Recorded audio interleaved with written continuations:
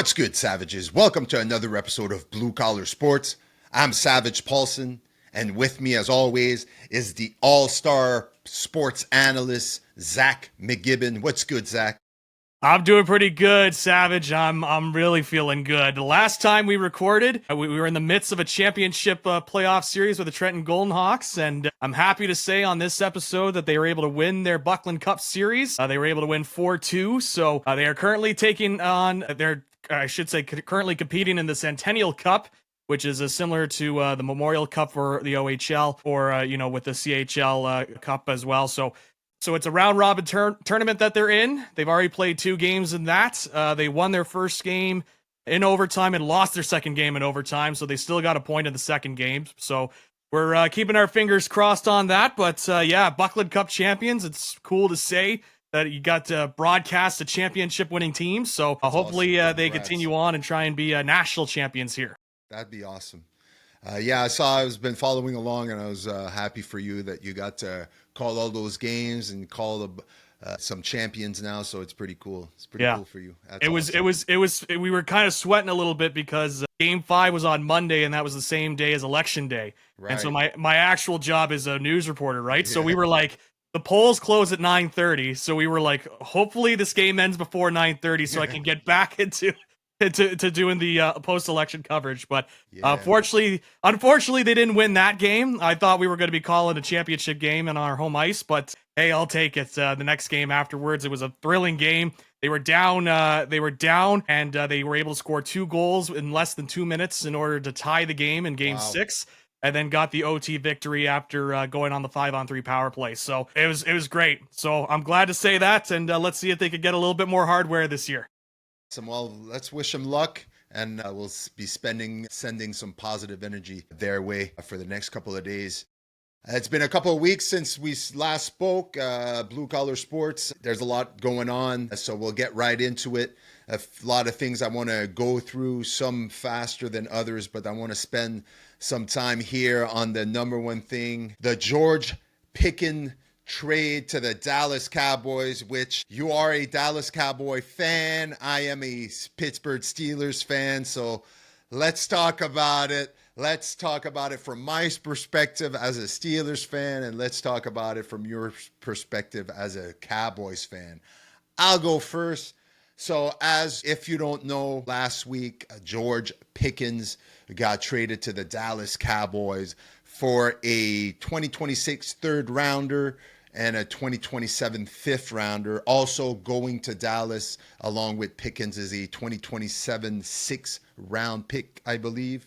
My initial thought on the trade was I wasn't that surprised. I think that pre-draft, there was already some talk about George Pickens being traded, which at that time I found quite surprising, only because obviously the Steelers had just acquired DK Metcalf. They signed DK Metcalf to an extension, huge contract.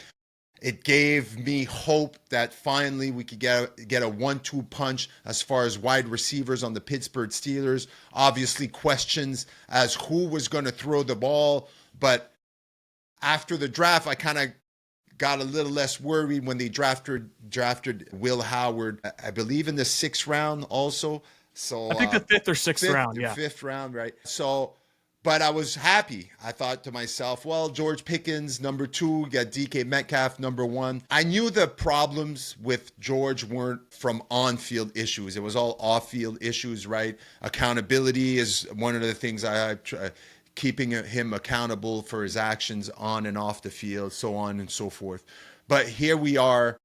The Dallas Cowboys make a trade for George Pickens, which, if I look at it from your perspective as a Dallas Cowboys fan, you now have CeeDee Lamb, George Pickens. Great for you. Happy for you. You got Dak Prescott now has got a lot of targets. I hope for your team's sake that it'll be quite a big positive for the Dallas Cowboys. I can't see why not. George Pickens is in a contract year, so obviously he's going to be looking to impress so he can sign a new contract in the coming year. It might necessarily not be with Dallas, but it doesn't matter for him. I think he's going to have a great season in order for him to cash in. As far as the Steelers go, it made me scratch my head, and I'll say this about the Steelers.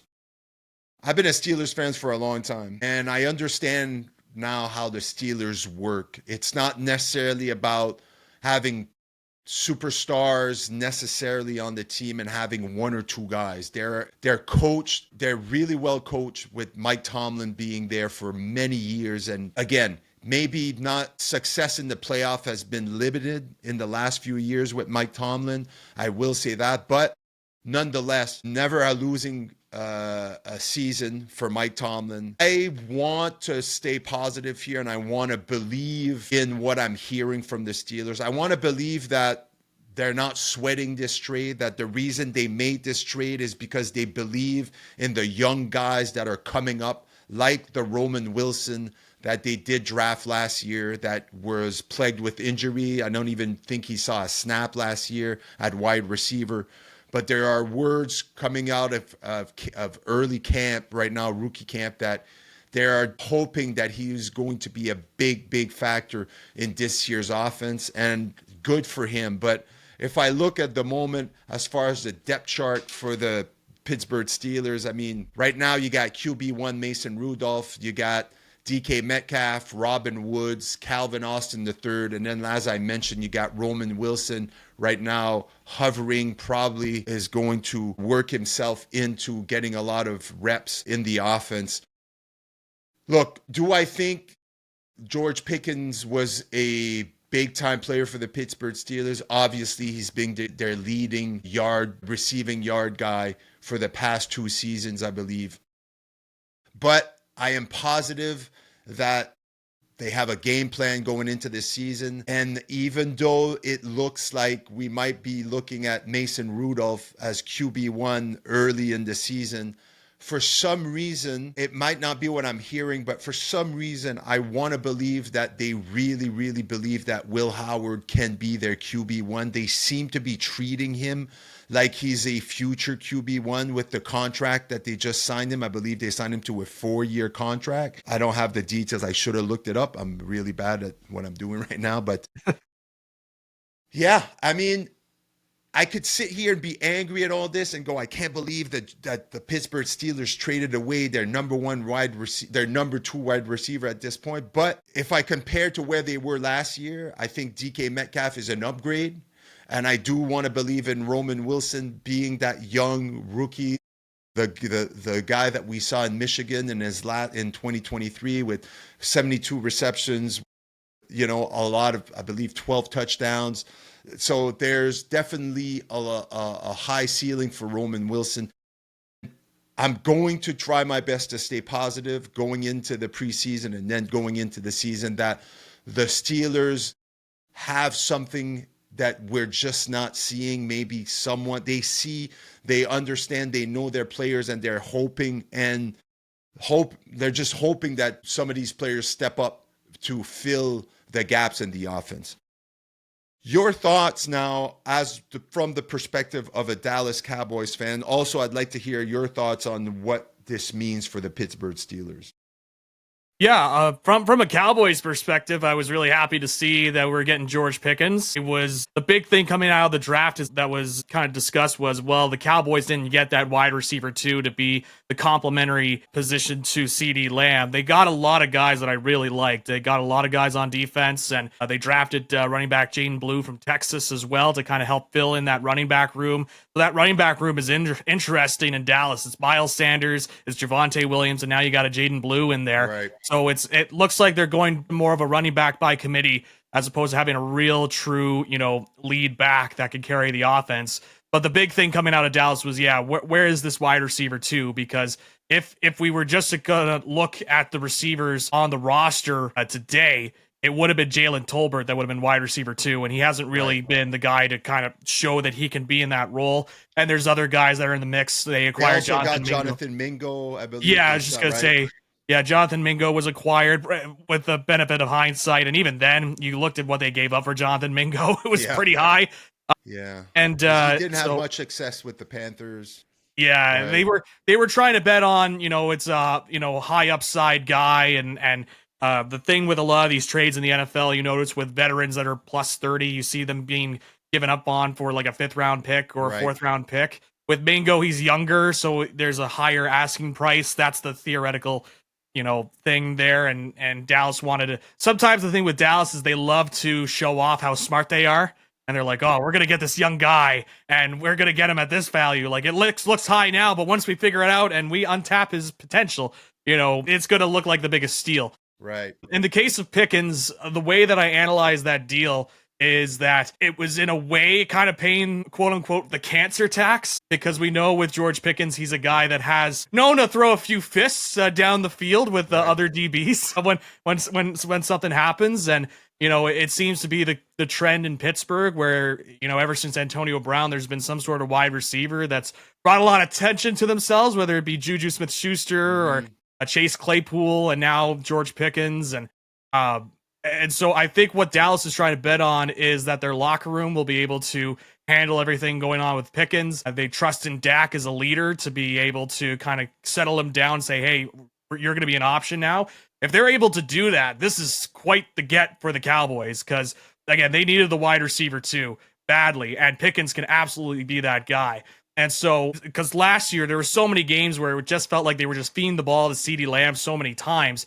And you could only do that so many times in a game when you have limited receiving options. So to be able to have that on the other end in Pickens and to get a little bit of the load off of CeeDee Lamb, I think is so big. So I look at this Cowboys team heading into the next season. Now, usually some off seasons I'm super optimistic, and then other off seasons like I'm not great. But at the end of the day, they always get eliminated first or second round in the playoffs. So I'm hoping that things are different this year. Right.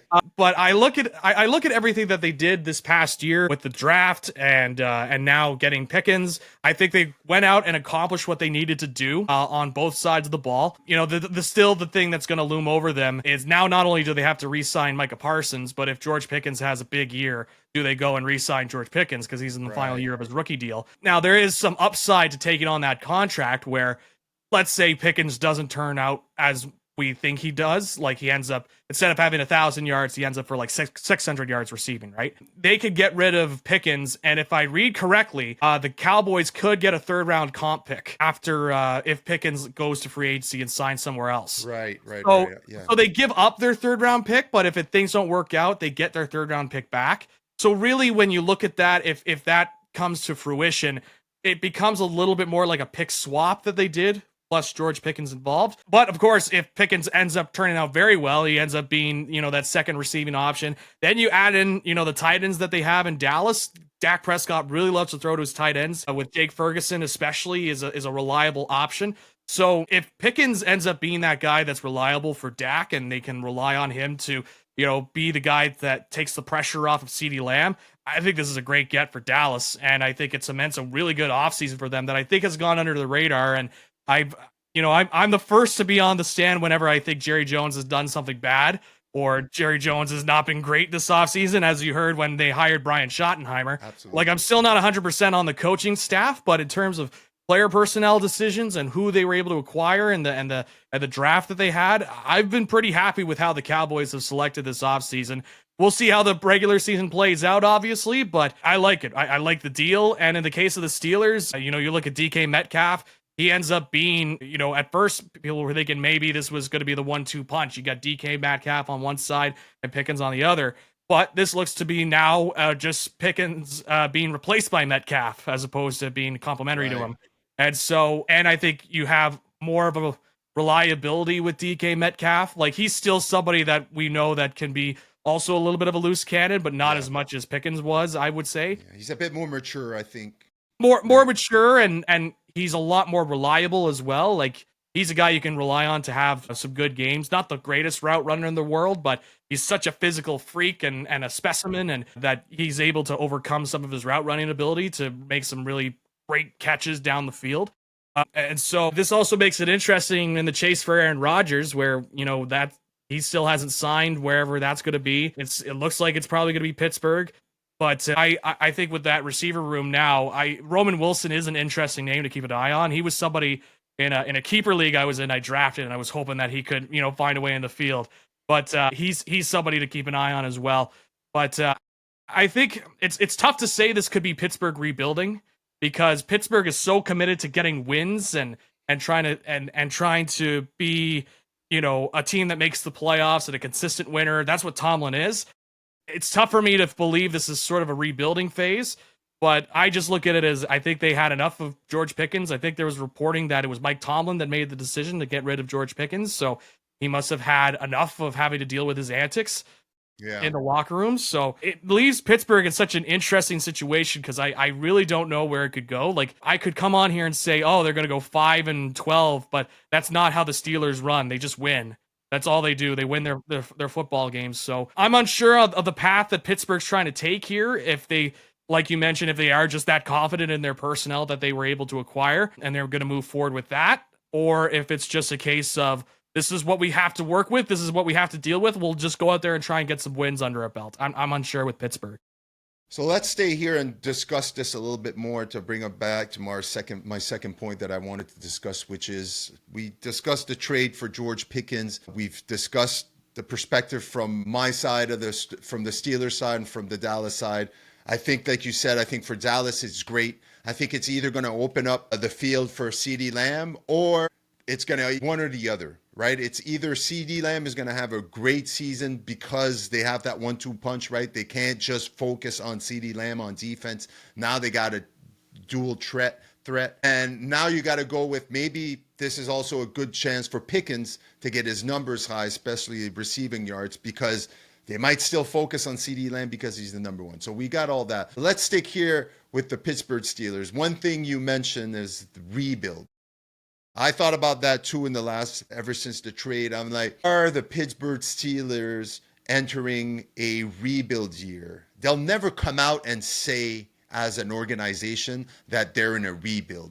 I just, like you said, I think their mentality is always, we're going to grind out as many wins as possible. To forecast a 5-12, 6 and like whatever it is, any losing season, for me, it's hard to see because, like you said, they're always going to try to find a way to win every single game, no matter what the personnel they have on the field. Now, if you look at the personnel without Aaron Rodgers, because, again, we're sitting here today in almost June, May 10th, sorry.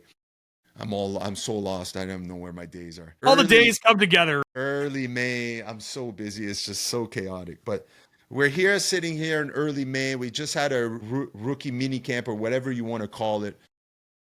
There's a chance that we don't see a Aaron Rodgers signing before the preseason has even started, right? There were talks about it's his first time in free agency. He can milk this for as long as he can, right? There's a lot of things that can happen in preseason, injuries or whatnot. The teams might go, oh, we thought we had a quarterback. And it looks like we're in trouble. Maybe Minnesota, maybe this, maybe that. And maybe he'll end up signing in Pittsburgh like everybody says. But let's talk about the Pittsburgh Steelers as if Rodgers was not signing with them. Now you got to look at who's going to throw the ball. Now you got Mason Rudolph. Basically, you got Mason Rudolph, Will Howard, and Skylar Thompson. Sorry. Yeah. My French is coming out here a little bit. Skylar Thompson, to me, right now they have him third on the thing. So I think it's going to be a battle between Mason Rudolph and Will Howard. Let's talk Will Howard for a little bit. I want to get your thoughts. You might know, coming out of college, he won the national championship, great quarterback. There's a reason, though, why he got picked late, right? He's not the Cam Ward. He's not all these other quarterbacks like the Jackson Dart and all the other guys that got drafted. I was a bit surprised that he went late. I won't lie, but I'm happy because my team ended up with him. What I like about Will Howard is his attitude, and he looks like a Pittsburgh Steelers. I don't know what it is about him. I think it's his attitude. He's a gamer. He looks like a guy that can bring his A game every single game. He looks like a guy that wants to get in that room and work. He looks like a leader. He's just a Pittsburgh Steelers to me. That's why I was very happy when they drafted him. And then you look at the wide receivers and you go, okay, you got, like I said, Roman Wilson. They're hoping that this guy has a breakout season in his second season. Hopefully he's over his injuries and all that. But at the end of the day, right now you can only count on DK Metcalf. The running game, I mean, you traded away Najee Harris.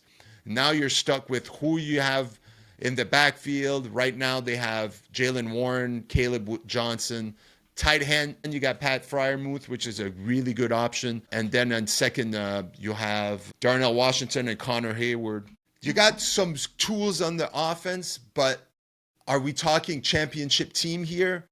Well, unless maybe Will Howard comes out and he's the star of all stars and has this big season, which might be possible. But again, I'm not ready to make that hot take yet and go, Will Howard's going to come out here and he's going to get a chance to win, and he's going to come in the second or third game of the season after Mason Rudolph shits the bed, and then he's going to go on to have a Rookie of the Year season, and he's going to bring the Pittsburgh Steelers to the playoff and to the Super Bowl. There's a lot of question marks. But like I said early on, I am a believer in just the personnel they put on the field when it comes to the Pittsburgh Steelers, but I am a believer of the whole team, the coaching staff, the general managers, and I choose to believe, based on past accomplishments, that in the past they've had teams like this that resemble what they have right now, and we're still able to put together a winning season. So I am positive right now. I have a positive outlook that this season is going to be maybe similar to last year, but that we will end up being a playoff team, because I refuse to believe that Pittsburgh Steelers are going into a rebuild. I have a tough time with it too, and it's funny. Like, you kind of look at the player personnel, and you see some people saying, "Oh, well, this is the year where Pittsburgh is not going to be at its best," but they always seem to find a way, right? And I've seen this Pittsburgh team being able to win with Duck Hodges as their quarterback. Right. CFL legend Duck Hodges, quarterback for the Ottawa Red Blacks. So I've seen the Steelers win with guys that are third stringers.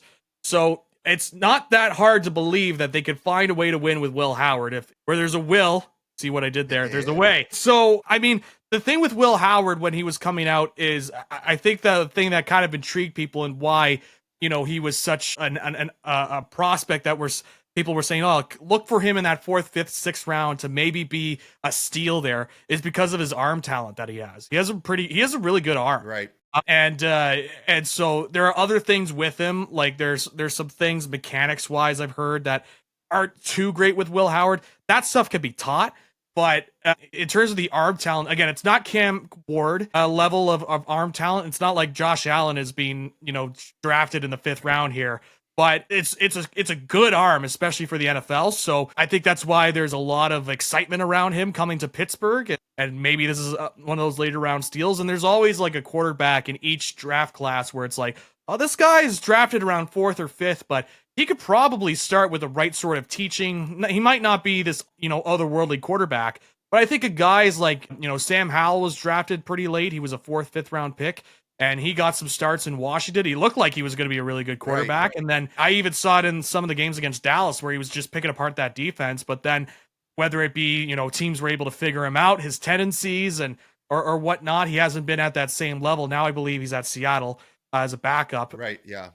But you know, Sam Howell was a guy, I remember they were discussing as, oh, this could be one of those later round steals, because he's not, you know, I talked about, I think it was the last episode, the wow factor with some quarterback draft prospects. There isn't that wow with him, but there's a lot of good. There's a lot of really good. And so that could be something there. And if they're able to tap in and find that, and if they do decide to go with Will Howard as the number 1 QB, and he was able to tap into some potential with DK Metcalf, it's not like they have bad options. It's just that I don't know if it's options that's going to take you deep on a playoff run. You know, if they do make the playoffs, I do wonder if it's just a 1st round deal when it comes to Will Howard. So, you know, that QB room is interesting. Skylar Thompson played a few games for Miami, and Thompson's like, he's more of like, there's a lot of great athletic gifts that he has, but he's never been able to put it together to be a quarterback in the NFL. And I remember he started the one game for Miami because Tua Tagovailoa, you'd be shocked to hear, was injured and couldn't play. And so he couldn't play in the playoff game.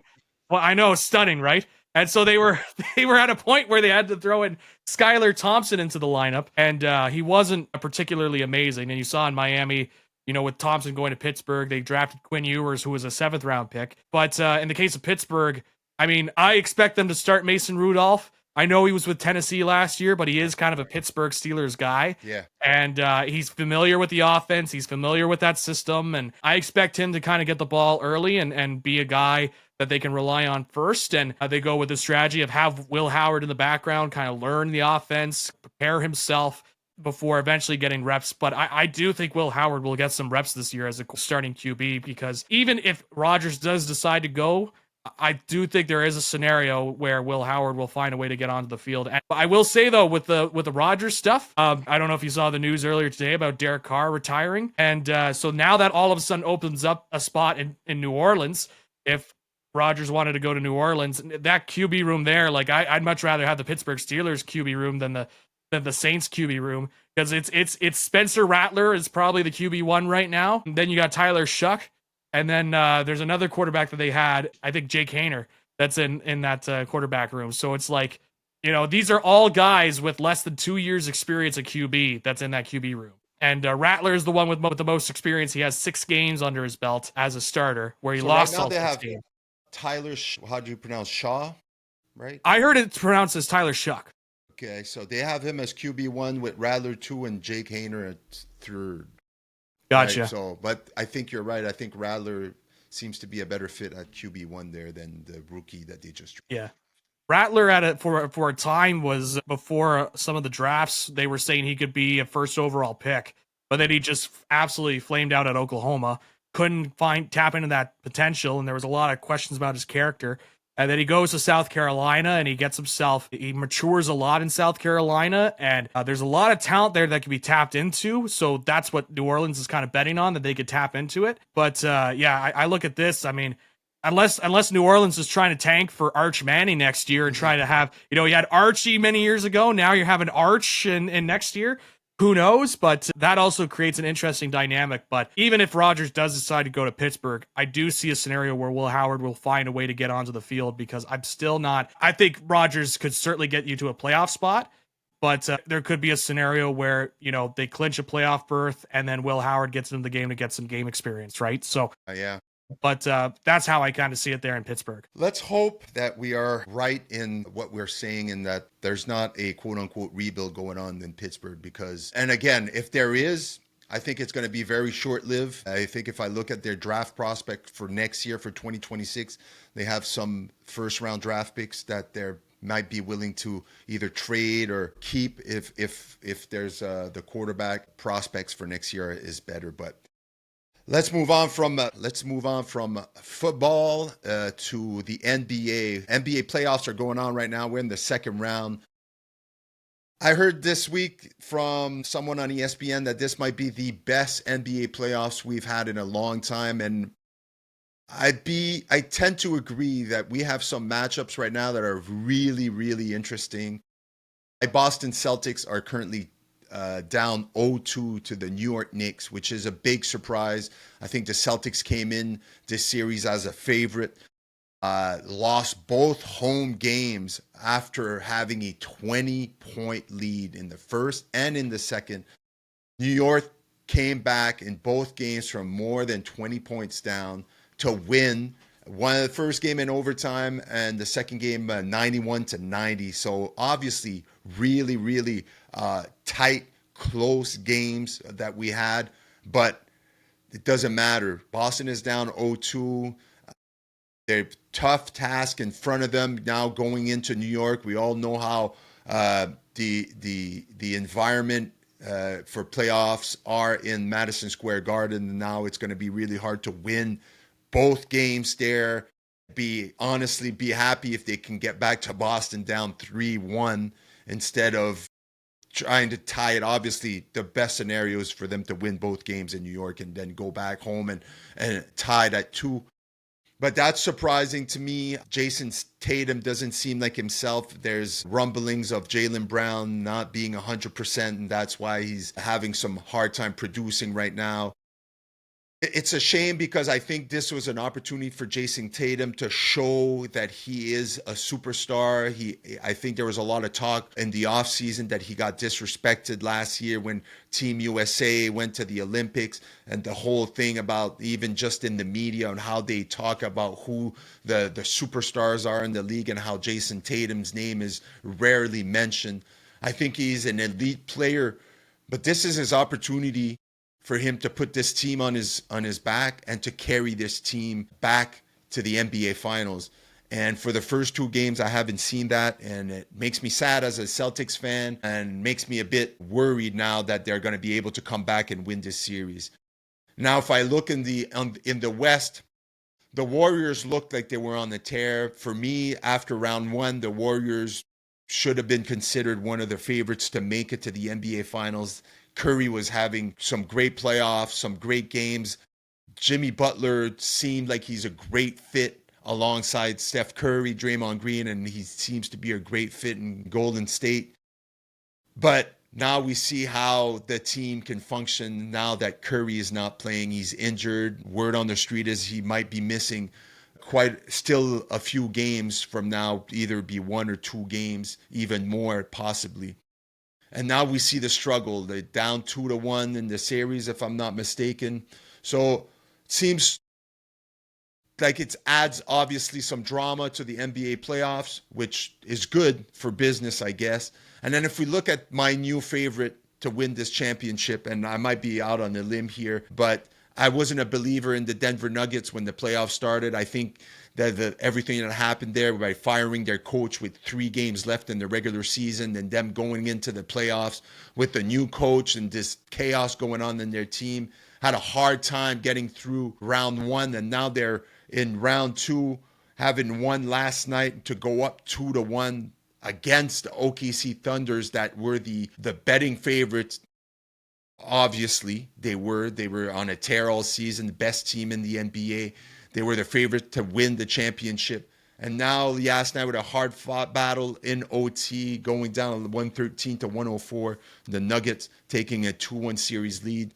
There's a lot of storylines right now. I can even talk about the Cavaliers going down 0-2 and winning last night. I still think the Pacers are a really tough team to beat, and I think the Pacers are still going to win this series. I think once they go back to Indiana, they'll get this view. But really, my focus is on the Denver Nuggets and the OKC right now. I think you're seeing what experience really means in NBA playoff when you have a team like the Denver Nuggets going up against a really strong OKC, but a very young and inexperienced OKC team. Yeah, it's been interesting. I've been trying to catch some of the games because I've also heard that sort of same buzz where this has been a really entertaining playoff. The one that seems to have gotten the biggest media attention, and I'm not surprised about this series getting the most media attention, is the Knicks and Celtics series. And I think there was definitely that shock when, I mean, they're currently playing right now, the Knicks and Celtics, so we'll see how it goes for Game 3. But in the case of that series, Celtics are up 7-2, all right? Oh, there you go. There you go. It could change on a dime.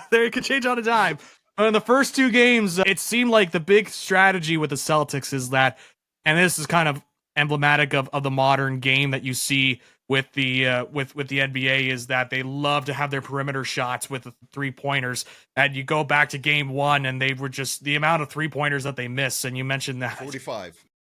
It was just not good if you want to be able to win some basketball games, to say the least. So when you have main part of your game plan not functioning, it's hard to kind of adapt. And I think the Knicks were able to take advantage of that. And Jalen Brunson has continued to be a guy that's making a name for himself. I wouldn't be shocked if they try and make a statue of him at the end of this series, because he's just been, it's one of the rare times where I've noticed with the Knicks is that people are kind of cheering for the Knicks, other than Celtics fans, obviously. Right, but obviously, but in terms of like cheering for the Knicks, other playoff series as well that I've been kind of keeping an eye on. I find the Indiana series pretty fascinating because the Cavaliers were such a strong team going in. I've always found with Indiana in just years past is that they have always been a tough team to beat in the playoffs because they're just so well rounded. Look And at they last just year, they made it to the conference finals, and right. right, Yeah, so they're just a consistently good basketball team, and they're going to make you work for getting some of those wins. And so, just because Cleveland was the top team in their conference at the end of the year doesn't mean it was just going to be an easy path for them with Donovan Mitchell there. But I look at that series, and that's quite fascinating. a lot of I still, injuries, though. Let's mention, like, the yeah, Cavaliers are not lucky right now. A lot of their key players on offense are out with injuries, and it leaves. And you saw it yesterday with Mitchell's having to go for a second game in a row, 40 plus points, right? So you see the contrast of one guy putting the team on his shoulder and performing versus Tatum in Boston having to do the same and not quite getting there. exactly. So it makes it obviously tougher. I still feel like Cleveland can come from behind and get the victory in that series, but it is fascinating. I've always been fascinated with those Indiana teams because they always put up a fight in any sort of playoff run that they're in. Obviously, if you're a Pacers fan, you kind of want it to culminate in an eventual title win, but they certainly make things interesting whenever they're in the playoffs.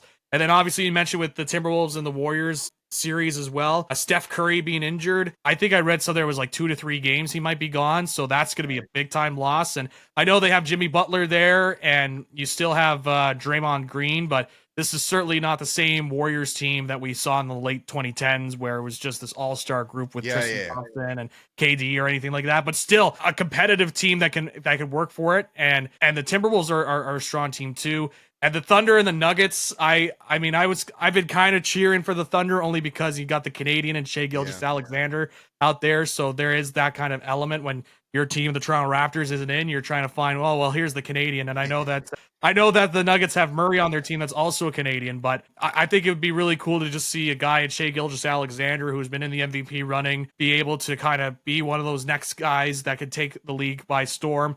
Because I think that's been the big thing with the NBA is trying to find who is going to be that next guy. And so it'd be cool if it was a Canadian and him, and he's obviously played some really strong basketball. And so yeah, this has been an interesting series, this interesting playoff so far. I've not been able to catch all the games, obviously, but the ones I've been able to catch, I've been mainly watching the Knicks Celtics series, just mainly for the storyline surrounding it. And it's been interesting. I certainly wouldn't have tallied the Knicks to be up at this point in the series, but I do see Boston similar to what happened in Cleveland and Indiana. I certainly see Boston being able to make a comeback here. And as of right now, again, we're only a few minutes into the first, but it's 13-6 for the Celtics to start things off. Yeah, that's right. So that bring the hope there. But yeah, that's how I kind of look at this NBA playoffs. I'll add one last thing to this, and it seems to be a recurring storyline with the NBA going back to when I was young and watching the NBA.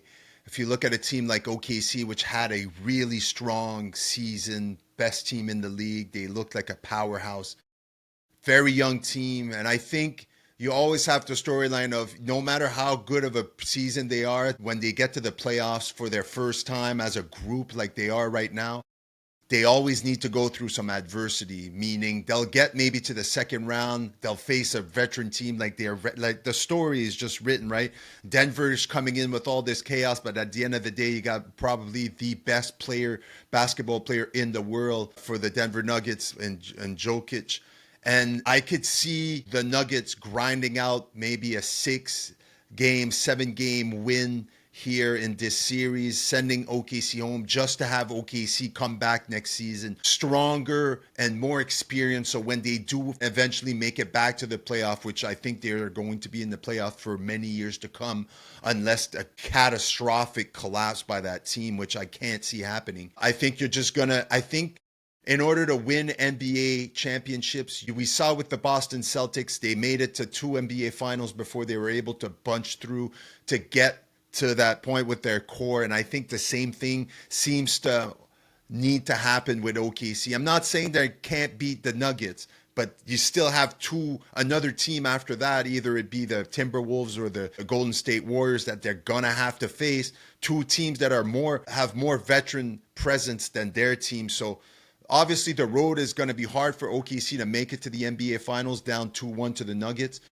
But I think that's what a team like this needs. And if they're not able to punch through in either the Nuggets or the next round, I think just builds that character for that team. And then I think you're going to see OKC become somewhat of a dynasty in the coming years, but I don't have the feeling that this year is their year. I think if I had to pick a finals right now, I think I'm picking Denver versus, I hate saying this as a Celtics fan, but I would pick right now, as it goes right now, and I would love to see this, I would say Pacers versus Nuggets in the finals, simply because I was always a Chicago Bulls fan when I was young, because Michael Jordan was the guy for me, was the man, the athlete in all sports that I still to this day, he's behind me right here. He's my favorite GOAT athlete of all time. Reggie Miller was one of my favorite players growing up. I have a jersey, an old time jersey of him. Reggie Miller was one of my favorite players to watch, and I always had a soft spot for the Pacers. And we all remember in the 90s, they were that team that would make it to the conference finals, but was never able to either beat the Knicks or beat the Bulls. They were always that second, third place team. I think Indiana, there's something special going on in Indiana, not just with the Pacers, but also with Caitlin Clark and the Fever, the Indiana Fever. There's a presence right now. Indiana has been known to be a basketball state. And then right now, I think the Pacers are slowly starting with Halliburton and all these guys.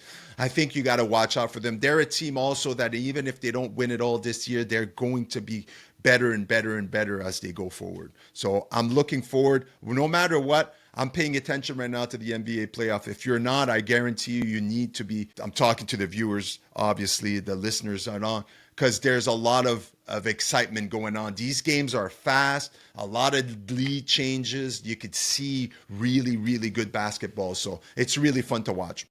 Yeah, it's funny you mentioned with Reggie Miller, too. I actually finished watching a documentary about the Malice in the Palace yesterday. Yeah. And they were talking about how that was, I had forgotten about this when it came to the Malice of the Palace, but that was Reggie Miller's final year in the NBA. Absolutely. Yeah. And that was also another Pacers team that was like, oh my goodness, like this could be the year. They got Jermaine O'Neal and they got, before he became Meta World Peace, Ron Artest, and they had all these pizzas that were there. And then obviously the Malice in the Palace happened. And I just, just seeing it now, it's kind of mind blowing that something that big with all the fans getting involved in the fight too. Like it's kind of like, I remember at the time being stunned, but now through 2025 eyes, it's even more stunning that even happened. Yeah, but nowadays. I just bring it up because it's like, man, like I think it's such a great thing because, the Pacers were considered on the level of the Detroit Pistons at that time as a team that could try and get to the finals. And then obviously you had all those massive suspensions that were laid out after that incident at the Palace, and Reggie Miller had to retire at the end of the year. It's one of those big what ifs, right? It's like, what happens if that Pacers team decides we're not going to go that guy didn't throw the beer at Ron Artest while he's laying down on the courtside area. What happens if he doesn't throw the beer and Artest goes after the Ron guy afterwards?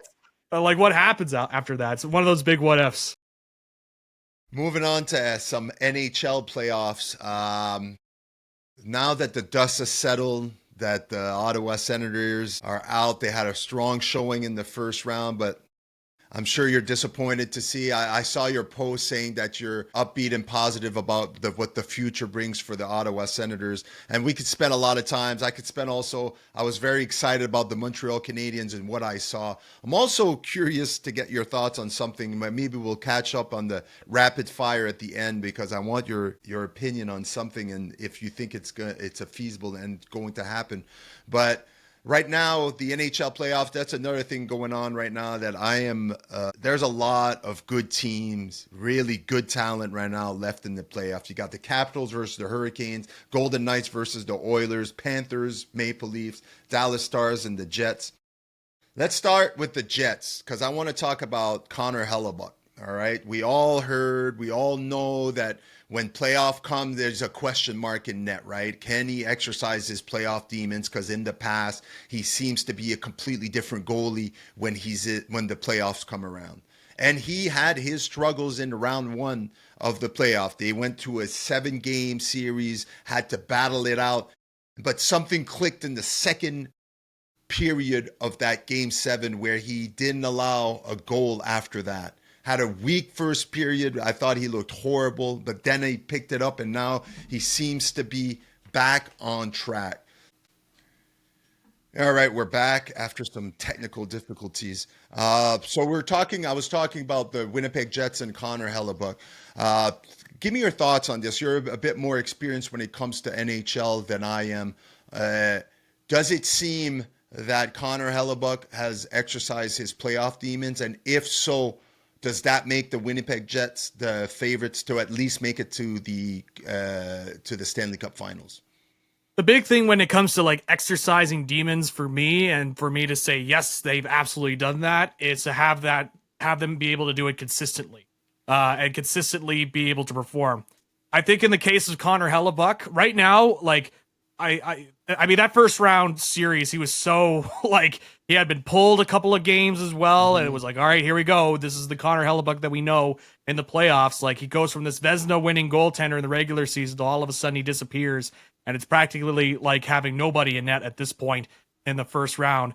But like what you mentioned there, that second period, he really came alive. It seemed like in that first, he let in some pretty weak goals in that first. And especially for a goaltender of his caliber that we know that he could be a lot more than how he had played. So I won't say he has exercised them yet. I certainly think he has played better. I think that it certainly feels... It will certainly help him going forward that he's able to say, I played well in that game for at least 2/3 of that game. I played well enough to be able to move forward. We'll see in this round. This Jets team is supposed to be like a really, really good hockey team.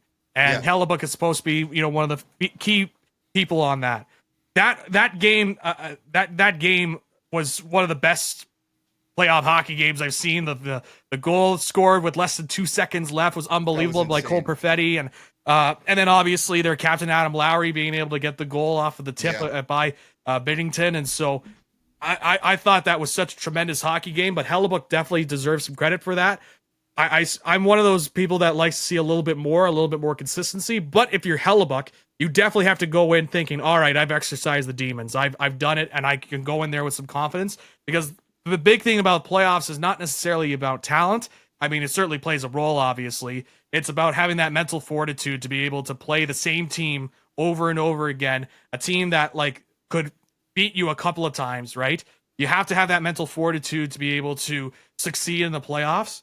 And in the case of Hellebuck, to be able to be a key figure in that Game 7 win over the St. Louis Blues and to continue on in their next round matchup, I think is big for him in terms of his confidence. If the Jets are able to win the series and Hellebuck is shown to be consistent, a good player, then I would be more confident in saying he's exercised his playoff demons. So that's how I kind of view it with him. Yeah, I agree. I think he's currently playing with a lot more confidence. I think that's just going to keep growing as the game go along. Obviously, he has a good team in front of him, so I think he can kind of take a deep breath and say, I just need to do my job in net and go forward. Obviously, with Canadian teams still in this, the Oilers and the Winnipeg Jets, I'm rooting. Obviously, there's the Maple Leafs. It brings me to the Maple Leafs now. And I'll ask you this, because they went up 2-0 really fast on the Florida Panthers. And they lost last night, but it took overtime for the Panthers to beat them, right? In a 5-4 game, if I'm not mistaken. Is Toronto a legitimate contender for the Stanley Cup? I'm going to say no, not yet. They have to beat the Panthers in the playoffs, in terms of the playoff series. I do think this is a different Toronto team from years past. I think the depth that they have this year, they are getting some support from guys like Matthew Nyes and Max Pacioretty and Max Domi. I think from the back end as well, obviously Morgan Riley has been consistent for the Leafs. Benoit as well has been a good contributor for the Leafs. And I think some of their core players like Austin Matthews, while he's not had the goal scoring touch, I think he's been a little bit more impactful than Leafs fans have been giving him credit for. Willie Nylander as well. And so the big thing with them, though, is they got to beat Florida. They are a different team. I think Berube has instilled something different into this Leafs squad than their previous coach there, who all of a sudden, whose name escapes me, he's the head coach of the Devils now. But yeah, I look at all of that. I look at the way that they've been playing has been tough. They've been playing hard fought games. It's not like that they've given up or anything like that. They've been in it all throughout. For me, kind of similar with Hellebuck, where it's like I need to see some consistency. With the Leafs, I have to say that I have to see if they could beat Florida, because if they could beat Florida in the series, I don't care how they win it, if it's in Game 7 or if it's they win out or whatever. But if they're able to beat Florida in a hard fought series, then I can look at them and say, okay, I think this is a legit playoff team, because there are still elements of that the old Leafs when they were facing off against the Ottawa Senators. I mean, there were close games in there for sure, but at one point, like, the Leafs should have been able to sweep or have gotten, a 4-1 series win. Right. And they weren't able to do that. And you could see that they were kind of feeling dejected on the bench. And so, I think, again, this is a different Leafs team from teams we've seen in the past. I think this is a team that's a lot more focused on the goal and a lot more mentally prepared and have a much better mental toughness. But the big thing that's going to help with them is if they could beat Florida, especially a Florida team that has Brad Marchand, who scored the OT winner yesterday. Right. If they're able to, get over that hump, then I'd be willing to more confident in saying, yeah, this is a contender. This is a team, because again, on paper, the thing with the Leafs is, like, I've heard it time and time and time again. It's like, oh, look at this talent that they have on their roster. Look at the coach. Look at this. Look at that. Look at what they're coming in with, but they're never able to put it together in the playoffs. If they're able to put it together here and win this series, then I'd be more comfortable in saying, yeah, this is a contender that we could potentially see in the Stanley Cup. How important is it for the Maple Leafs to get Stolarz back in net? I think it'd be pretty important. I think Woll is a good goaltender. I don't think he's been bad. The big thing with Joseph Woll has just been, you do have concerns because he's a bit more injury prone than Stolarz is. Mm-hmm. And Stolarz, I mean, I saw it in the Ottawa series, just how many big time saves he was able to make. This is certainly some of the most consistent goaltending that the Leafs have had in their time. Because some of the other goaltenders have really let them down in years past. But this is the most consistent goaltending they've gotten from both Joseph Woll and from Anthony Stolarz. Now, obviously, Leafs fans are not exactly the biggest fans of Sam Bennett after what happened there with him coming across the crease and then putting the elbow in. And so, obviously, that certainly, with Stolarz being out, who knows if he's able to come back. I know he's not on the trip in Florida for them, so he might be gone for a while. He might be gone for the whole series. We don't know. But I don't think it's super critical, because I think Woll has been playing well enough. But I certainly think if Stolarz does come back and he's back to form, he certainly helps them a bit more than Woll would. Yeah, I think the same. Definitely a lot of excitement and a lot of things to look forward to with these next week with the NHL playoffs. I think there's going to be a lot of interesting games. So it's definitely a fun time of the year when you get the NBA playoffs, the NHL playoffs going on at the same time, and you get all this talk with the NFL and all this free agency and all that stuff. So that's why there's a lot of stuff to talk about today. Moving on, I got a few other things I want to talk about. We're going to do it rapid fire style, so we don't spend much time on it. We're almost already an hour in, and like I said, I try to keep this about an hour, although the last few episodes have gone past an hour and a half, which is good. That means me and you are having some fun every time we talk. That's right.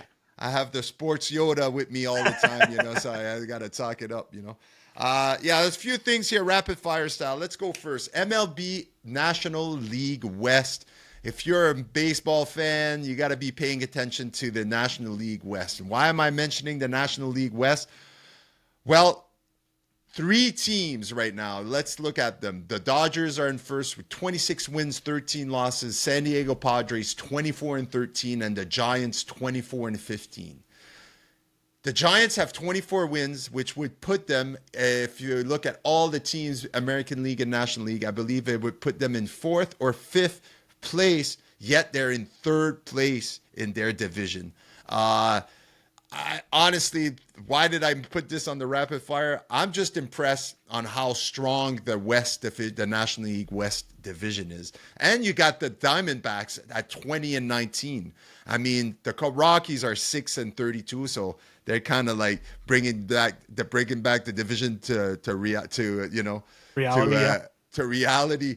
But look, I'm a Giants fan, and to see them have such a strong start to the season and still be third behind the Padres and the Dodgers hurts my heart. But they're first in the wild card, or second. They're second in the wild card behind the Padres. So I think that if things continue going, we might be even. I think there's a possibility we see 3 to 4 teams in the playoff that'll come out of the NL West. I think it'll be 3. I don't think if things keep going that way, no matter how strong the Diamondbacks have, I don't think they can catch the rest of the teams. But it's definitely interesting for me as a baseball fan to watch what's going on. Any other news here in the baseball? I believe I picked Schoolball to repeat as Cy Young winner, and my pick is definitely looking good right now because he's been pitching gems in the last few games. Hitters having a hard time. I think he had 32 whiffs in his last game, which was the highest this season, which something's crazy stat, but it's really interesting right now with the NL West. I just wanted to mention how strong they look and how crazy it is that a team with a 24 wins is third in their division right now. Yeah, I mean, that would be a leader of other divisions, right? That just kind of goes to show how stacked this NL West is. And the Rockies are there too. So that's the Rockies are existing in the NL West. Right. They're at 6-32. They're probably going to be this year's White Sox, and the White Sox aren't exactly reining it in either. Maybe now that the Pope is a White Sox fan, the newly announced, maybe they could find something there. But yeah, I mean, this NL West has been it's fun to watch and interesting to see. I also look at the American League Central as well. That's been a really strong division with the Tigers up on top, 26 wins, 13 losses. You still have the Guardians and the Royals that are in there as well. And that's a little bit more of a balanced division because, of course, the previously mentioned White Sox, while they're not having a great season, they are certainly better than the Rockies at this point. And, very interesting NL West. And it's fascinating there. And I wanted to quickly mention, too, with Paul Skeens, he mentioned their manager got fired there for the Pirates. And he was just straight up like, well, somebody's got to be held accountable for the losing. I'm already feeling like Paul Skeens, as soon as he has the opportunity, he's gonna leave Pittsburgh because it is just it's a shit show over there. I think if he knows what's best for him, that's exactly what he's gonna do. Yeah, exactly. Second point on rapid fire: Craig Popovich announced that he will be stepping down as the head coach of the Spurs, staying back, I believe, as some sort of management position. It was kind of sad to see him on the podium. I think is the first time we saw him speak since he had his small stroke back in December, I believe it was. He definitely looked like someone that wasn't ready to coach a team. You could definitely see his face. He definitely looks old now. He's not young, obviously. I just wanted to mention him because I believe what he was able to accomplish with the San Antonio Spurs for 25 plus years. I believe he was their head coach. He ended up winning 5 championships and all was able to do it with Duncan Robinson, with Kawhi Leonard, with Ginobili, with Parker. Yeah. I mean, I think the future is bright for the Spurs. I think the new guy that they brought in as a head coach is, if he's got the approval of Greg Popovich, I think you can count on him being a really good head coach. And I think you're going to have some pieces falling together for the Spurs. But I just wanted to mention Craig Popovich, probably one of the GOATs when it comes to the NBA coaches of all time. Yeah, it's just one of those reminders of eventually not everything lasts forever. And it seemed like Greg Popovich was just there forever. And like you mentioned, all that talent that he was able to not only help have on his team, but help to produce and develop as well has just been really stunning. And one of the greatest NBA coaches of all time, Greg Popovich, a model of how to run a franchise in terms of his coaching ability and how he would treat players. You know, I know there was a stuff with Kawhi and Popovich, but that's kind of like a sidebar there. Right. But you mentioned all those players that played under him, and the Spurs were always a team you had to look out for whenever Popovich was coaching. They were always a consistent team that could be in contention, title contention, and just a great head coach. And like what you mentioned, it kind of reminds me of when Pat Riley gave the thumbs up to Eric Spoelstra for the Miami Heat and was like, "Yeah, this is our guy. Look at where Spoelstra is now with Miami Heat." I think that's what the Spurs are hoping for with Popovich giving the thumbs up to their guy. So, great legendary career, one of the greatest basketball coaches of all time. It's sad that the way that he had to go out, but as you mentioned, I think he's going to be still president of basketball operations. I think is the title, so he'll still be involved. But it sounded like with the health stuff, it was time for him to kind of take the step back. Yeah, absolutely. I mean, he doesn't look like himself, and I think it's what's best for the Spurs as well. You know, they have a new young team now. It's kind of a new generation, so let's hope that they're gonna have some success going forward. Rapid fire point number 3: Mike Trout was placed on the injured list once again last week. Man, I just wanted to mention it because to me, Mike Trout might be one of the saddest stories in Major League Baseball in the last little while. This guy had the potential to be one of the best players of all time, one of the GOATs. And he's had a great career, most likely going to end up in the Hall of Fame, all right? Yep. Great player, but just a career plagued with injuries, and here we go again, you know, another injury to the knee. It's just sad, you know, never having been part of a winning team really with the LA Angels, never really had any hope of winning a championship. There were obviously talks of a certain point of him being traded or going to a contender simply because you want to see a player like Trout win championships. And I think that was the whole story with Shohei Ohtani when he ended up going to the Dodgers. And you saw him win a championship in his first season with the Dodgers right there. So it's kind of like, what's next for Trout? I don't think it means retirement. It just means that we're kind of a point in his career where we're expecting him to, at a certain point during the season, to miss games due to his body failing him. It's just really sad for me because I think Mike Trout had the potential of being one of, if not the best, one of the best players of all time when it came to baseball. And to see how it's been going down season after season, it's just sad to me. Yeah, it's just, you read about it, and unfortunately, you're like, oh, well, there it is again. He's injured again. And it's just, it's so weird, right? Because it's like, you look at the resume: 3-time MVP, 11-time All-Star, 2-time All-Star MVP, Rookie of the Year, 9-time Silver Slugger. You have all these accomplishments, and we're kind of like, man, what if? You know, with him, and that's a great career. Like, you look at that, it's like a lot of baseball players, that certainly is Hall of Fame worthy. But it's like what you mentioned. I think you got the combination of the injuries and just that management there in LA with the Angels is just not being able to support him correctly. They finally get Shohei Ohtani, but really it's been Shohei Ohtani, Mike Trout, and that's really it. There's not really been that supporting staff. And you look at that organization too, they signed Albert Pujols to that massive deal as well. And how, you know, at the time it made sense because you saw how Pujols played with St. Louis with the Cardinals there. But now you kind of see it in the later years, like, man, it's tough to just see him in an Angels uniform at 39, just, you know, trying to get ground outs and whatnot, right? It's just tough. And so, yeah, it's just sad to see. I hope there's one day where he's able to play for a playoff team, a legitimate playoff team, because I think he's earned it in his career to play for at least a competent franchise. Yeah, it's just tough. It's one of those crazy things, right? You just look at everything. It's kind of similar in a way.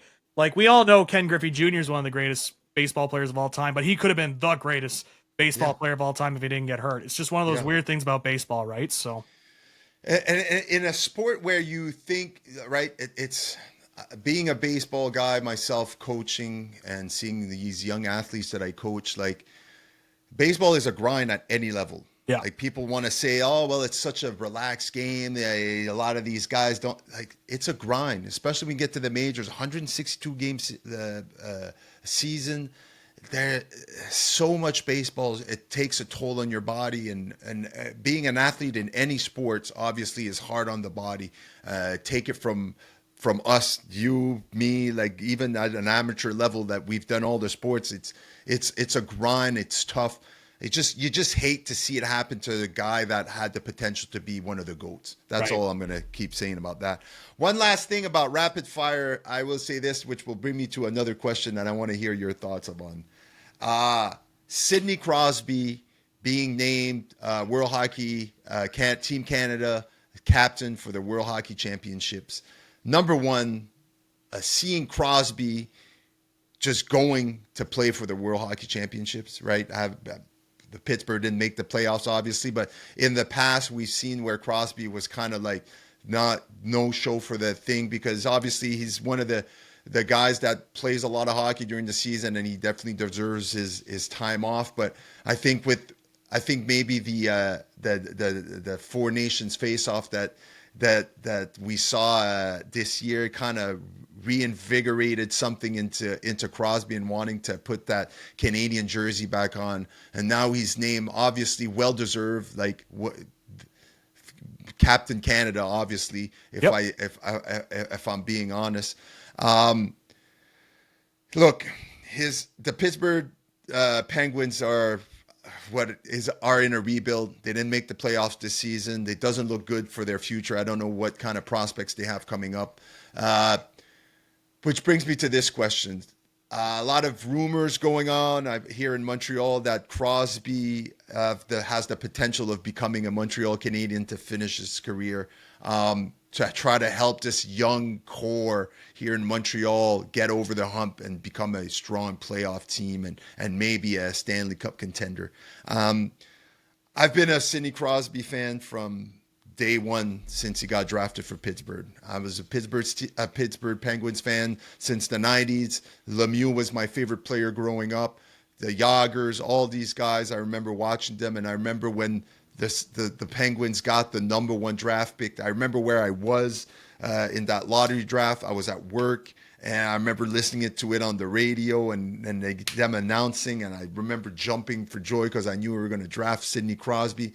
And obviously, Hall of Fame career, 3 championships, 3 Stanley Cups, like name it. The guy's just an ambassador, not only for Canadians, but for hockey in general. What's your thought on all this? Him being named captain, obviously he deserves it. Is how good it is, I think, for Team Canada. And maybe your thoughts on the potential of him becoming a Montreal Canadiens, or maybe going somewhere else to try to win another championship. Yeah, in terms of him being captain, I think it's really cool. It's something rare because the Penguins are usually in the playoffs, right? Mm-hmm. And so this is a rare opportunity for Sidney Crosby to be able to play in that Canadian World Heavyweight, World Junior, World Championships. Jeez, mm-hmm. Went through all the different tournaments there, but yeah. It's really cool, and it adds a little bit more of must watch to that tournament, because while it is interesting to watch, you kind of go in with the mindset of it's like, oh, it's all the players of teams that didn't make it or were eliminated in the first round and they're playing. But like we've been seeing all year with international hockey, the Four Nations face-off, I think that's reinvigorated, as you mentioned. Some players are like, oh, I got to go back out there and play some international hockey again. So I think it's really cool to see Sidney Crosby be able to do that at this stage of his career. He doesn't have to do it, but he's willing to do it. So I think that's really cool. On the topic of him potentially moving on, I think it would be just a real tough sight to see if he was in anything else but a Pittsburgh Penguins jersey. Right. I think it just... I'm a big believer. We were talking about Reggie Miller earlier, a guy that's iconic to his franchise. It would be tough for me to see Reggie Miller in like a Miami Heat jersey, or talk about Shaquille O'Neal, Boston Celtics, Shaquille O'Neal, right? Always hear that joke, right? Like that's what I worry about for somebody like Crosby. It's like if Crosby was in another jersey, if he was in a Habs jersey, or if he was in some other jersey, I think it would be just a tough sight to see. I had to see it with Daniel Alfredsson play his final year with the Detroit Red Wings, and he was such an icon. Like, literally, they created the Church of Alfie in Ottawa. He's so loved in that city. Is to see him in a Red Wings jersey was just so like off-putting. So for me, I've always been a guy that's like, Crosby's won his championships. Crosby's going to be considered one of the greatest of all time. I think it would be tough for me to see him in any other jersey. So to me, it just like it would make sense for him to stay as a Pittsburgh Penguin. I think it would be great for his legacy as well. Obviously, like if he does decide to go for another team, it's not going to change my thoughts about his career or anything like that. But it just feels better. There's no analytics or like deep thinking on this. It's just a feeling. And I just feel like it just makes more sense for him to retire as a Penguin, similar to how I would like to see Alex Ovechkin retire as a Washington Capital. So. Absolutely, yeah, I agree with you. It's a hard sell to be able to see him in a jersey. I'm always reminded of when I saw Michael Jordan wear a Wizards jersey. Yeah, I choose to forget that part of his career, even though he wasn't horrible.